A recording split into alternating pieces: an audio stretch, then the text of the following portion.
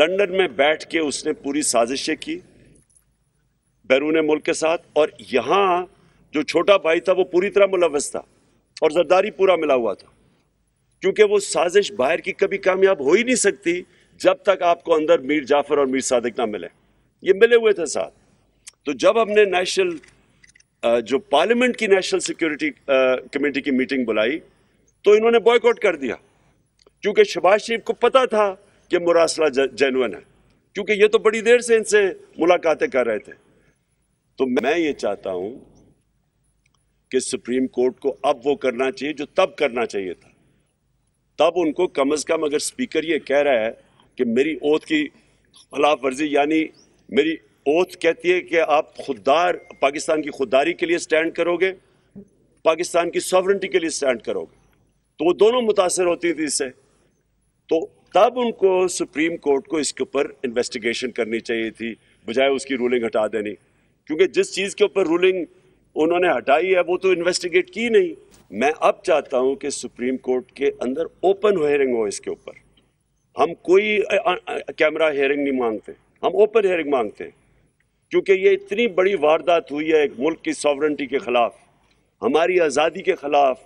ये इतनी बड़ी वारदात की गई है जो कि इनकी हुकूमत ने भी अब साबित कर दिया। तो इसके ऊपर इसलिए मैं आज अपने सुप्रीम कोर्ट को कहता हूं कि आपकी ओपन इसकी हेयरिंग करें।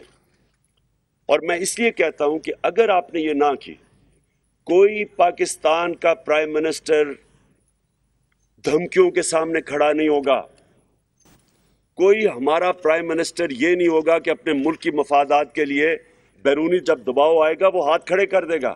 तो आज अगर अपनी सॉवरेंटी के लिए हमारे इदारे नहीं खड़े होंगे, हमारा सुप्रीम कोर्ट नहीं स्टैंड लेगा, इसके ऊपर सही माने में इन्वेस्टिगेशन नहीं करेगा, तो हमेशा के लिए पाकिस्तान के वजीर आज़म सरबराह धमकियां बर्दाश्त नहीं करेंगे। वो अपनी कुर्सी बचाने के लिए हाथ खड़े कर देंगे जैसे पहले होता रहा। और अगर हमारे इदारे आज नहीं खड़े होंगे इस कौम की खुददारी और आज़ादी के साथ, तो ये तो गुलामों की, करप्ट लोगों की गुलामी के अंदर हमें ही नहीं, सिर्फ हमारे बच्चों का मुस्तकबिल खतरे में। मैं ये दूसरी चीजें पूछना चाहता हूं आज कि जब ये लोग इन्होंने अपने ज़मीर बेचे और इन्होंने अपने हलकों से गद्दारी की, इन्होंने हमारी जमहूरियत से गद्दारी की, मैं ये पूछना चाहता हूं कि क्या ये इतनी इंपॉर्टेंट चीज़ नहीं कि इलेक्शन कमीशन और सुप्रीम कोर्ट इसको फौरी तौर पे सुने, इन केसेस को डे टू डे बेसिस पे इनके हल करें। पंजाब असेंबली में जो हुआ है, इससे ज़्यादा शर्मनाक चीज़ क्या हो सकती है? जिस तरह वो पुलिस को अंदर भेज हमारी बेचारी MP वो लाइफ सपोर्ट मशीन के ऊपर आए, इस वक्त डंडे मारे गए, जिस तरह आसिया को, जिस तरह इन्होंने किया पंजाब असेंबली में और जिस तरह की हरकतें की गई, ये क्या कोई जमहूरियत है?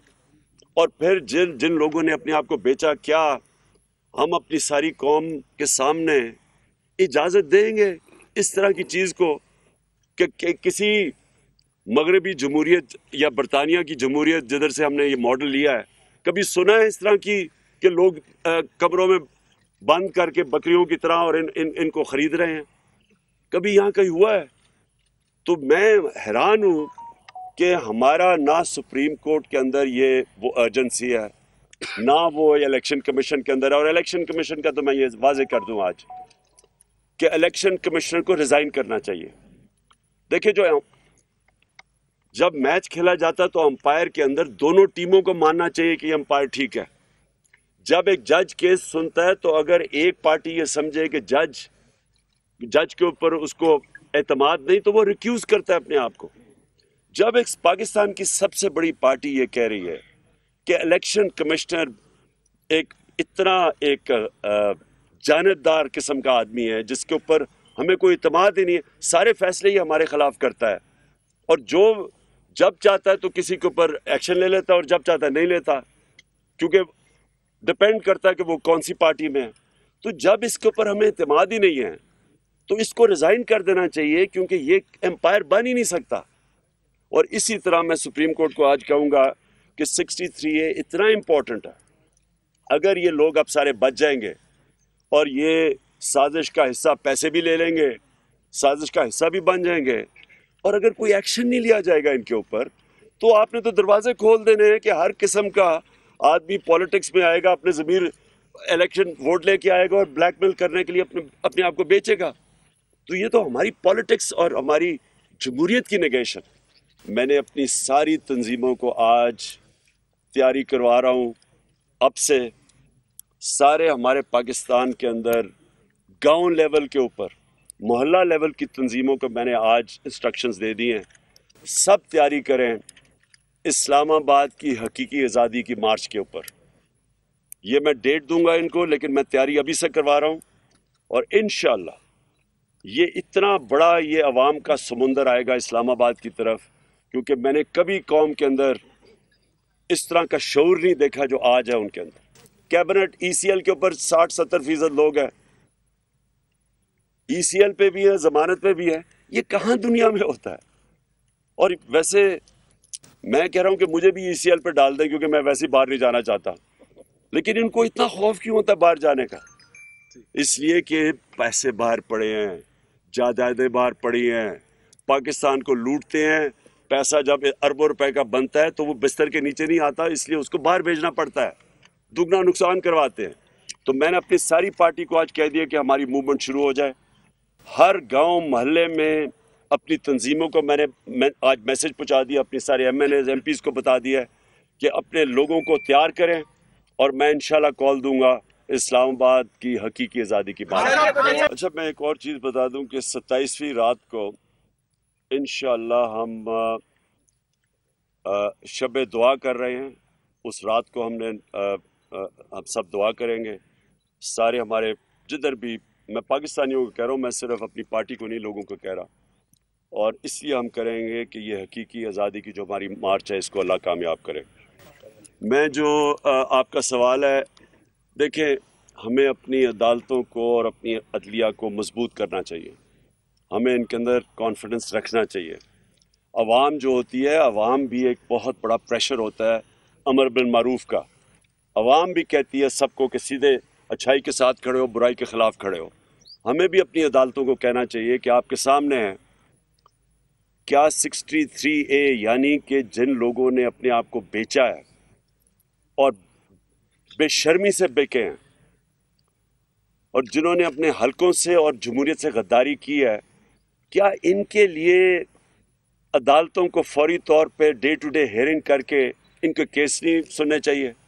دیکھیں میں نے یہ کہیں سنا ہے کہ جی اس طرح کے تو اور بھی مراسلے آتے رہتے ہیں. جو بھی یہ کہہ رہا ہے اس سے زیادہ جھوٹا اور بے شرم آدمی نہیں ہے. کبھی اس طرح کی زبان استعمال نہیں کی جاتی ڈپلومیٹک ٹرمز میں. کبھی بھی ایک چھوڑے کہ ہم 22 کروڑ لوگ ہیں, ایک چھوٹے سے بھی کوئی 50 لاکھ کی بھی آبادی کا نیوزی لینڈ ہونا, اس کے پرائم منسٹر کو بھی اس طرح کا دھمکی کوئی نہیں دیتا. ایسے کبھی اس طرح کی دھمکیاں نہیں دی جاتی. اور جب دھمکیاں دی جاتی ہیں تو میں نے آپ کو گنا دیا کہ ایک دفعہ ذوالفقار علی بھٹو کو دھمکی ملی تھی, ایک دفعہ مشرف کو دھمکی ملی تھی جب چاروں شانے چت ہو کے اس کی جنگ میں لے گئے تھے. اور یہ جو دھمکی ملی ہے, یہ ایسی دھمکیاں نہیں ملا کرتی. اور یہ میں سمجھتا ہوں کہ ہمارے ملک کے لیے سب سے شرمناک چیز ہے کہ وہ قوم جو لا الہ الا اللہ کا نام لیتی ہے کہ ہم تو اس کے نعرے پہ آزاد ہوئے تھے, وہ اس طرح کی دھمکیوں کے سامنے جب گھٹنے ٹیک دیتی ہے, اور اس کی سازش, ان کی دھمکیوں کے بعد سازش کامیاب ہو جاتی ہے, اور کوئی شک نہ اس میں کرے کہ اس سے بڑی سازش پاکستان میں ہوئی نہیں ہے جو یہ ہوئی تھی.